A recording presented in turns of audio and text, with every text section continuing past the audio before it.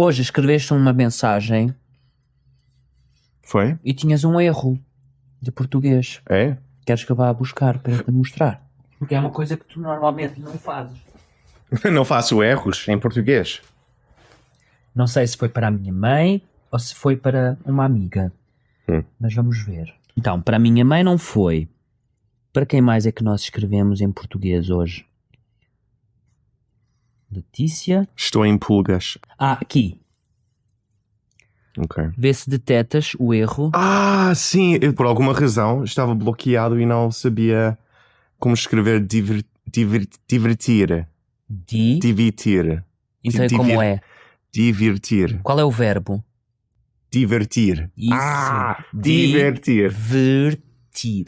Então, divertimos-nos. Divertimos-nos. A segunda sílaba é um E. Depois de, 13 anos, ainda estou a fazer erros na escrita. Divertido. Divertir. Diversão. Diversão. You have the word diversion. Yeah. It's the same word. Uau. Só queria apontar esse erro para os nossos membros saberem que o Joel, depois de 12 anos, ainda faz erros.